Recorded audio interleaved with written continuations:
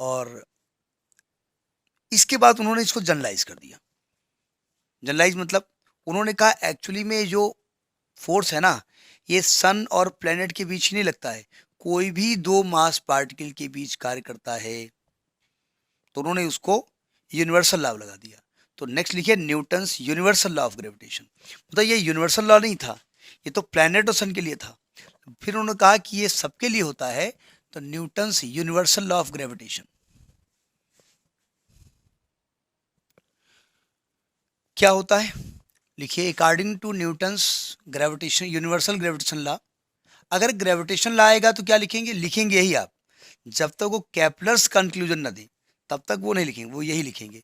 According to Newton's gravitation law, the force of attraction between two mass particles, the force of attraction between two mass particles is directly proportional to the product of their masses, is directly proportional to the product of their masses and inversely proportional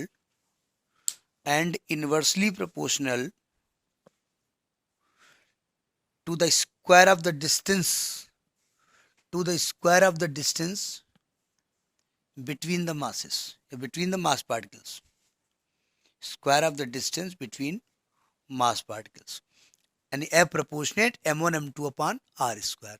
अब कहानी लिख सकते हो, let m1 m2 are the masses placed at distance r, वो लिख न सकते हो।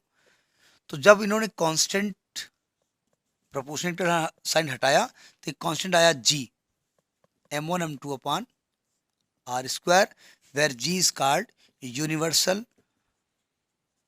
Gravitational constant.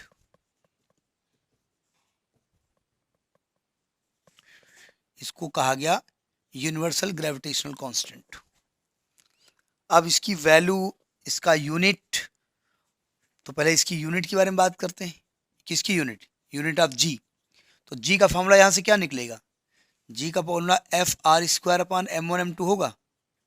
तो अगर मैं इसके यूनिट की बात करूं तो साफ साफ दिख रहा है, एफ की क्या हो जाएगी न्यूटन, आर स्क्वायर की मीटर स्क्वायर, और m1 m2 की केजी स्क्वायर, इसकी यूनिट हो गई। मैं इसके डायमेंशन की बात करता हूँ, निकालो जरा, बताओ डायरेक्ट क्या होती है, फिर हम बात करें। भाई इसका कोई मतलब तुम्हारा किसी वैज्ञानिक के नाम से इसका यूनिट हो, तो तब न्यूटन ने ही उसकी खोज की थी, न्यूटन ने इसके बारे में बात किया था, तो कहाँ दे देते, न्यूटन तो दे ही चुके थे, बड़ा वाला न्यूटन, तो नहीं हो सकता ना। नोट करिए, इसका जो डायमेंशन निकालो जरा। देखिए डायमेंशन की बात करें तो न्यूटन के लिए क्या दिया गया था, M L T inverse 2। M square के लिए क्या हो जाएगा, एल स्क्वायर, मीटर है ना, और इसके लिए क्या होगा एम स्क्वायर, इसको ऊपर ले जाएंगे तो ये हो जाएगा M inverse 1 L cube T inverse 2। तो ये इसकी डायमेंशन होती है। जब डायमेंशन आपको पढ़ाई गई थी तो वहाँ बताया गया था कि बहुत सारे फार्मूले रास्ते में आएंगे, वहाँ उसके बारे में डिटेल बताया जाएगा, तो ये उसकी वैल्यू है। अब जरा जी की डेफिनेशन देख लेते हैं, जी लफड़ा क्या है, जी है क्या।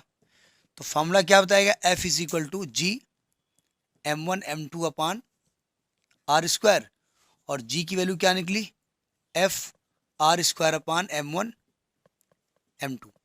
अगर मैं m1 और m2 को 1 मान लूँ, m1 is equal to m2 is equal to 1 kg मान लूँ, r is equal to 1 metre मान लूँ, तो g बराबर f हो जाएगा। क्या आपने कहा कि अगर यूनिट मास की दो बॉडीज यूनिट डिस्टेंस पे रख दी जाएं तो उनके बीच में जो फोर्स एक्ट करता है वही जी है। जी कुछ नहीं है, फोर्स है। तो यहाँ पहुँचिए, फिर डेफिनेशन लिखिए। लिखिए 10 the universal gravitational constant,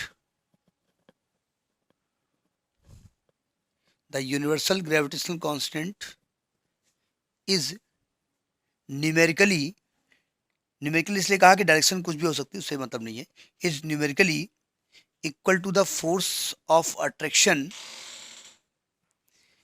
force of attraction acting between two bodies of unit mass क्या लिखा, acting between two bodies of unit mass placed at unit distance, placed at unit distance. Dimension समझ में आ गई, ठीक है। Actually जी की value जो होती है, वैल्यू ऑफ जी होती है 6.67 इंटू 10⁻11 न्यूटन मीटर स्क्वायर पर केजी स्क्वायर। ये कैवेंडिश साहब ने दिया था अपने एक्सपेरिमेंट से, कैवेंडिश थे, कैवेंडिश।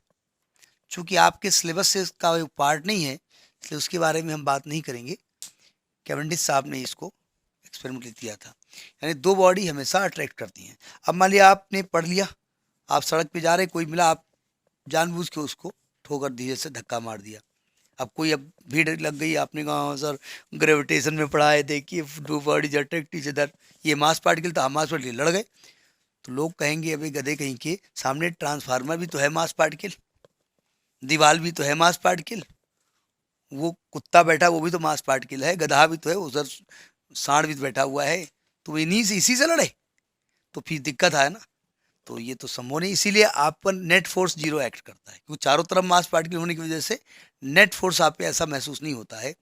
अर्थ चूंकि नीचे है और ऊपर जो मास पार्टिकल बहुत ऊपर है, और दूसरा प्लेनेट जो हम पे फोर्स लगाते होंगे, तो इसलिए हमको अर्थ का अट्रैक्शन महसूस होता है।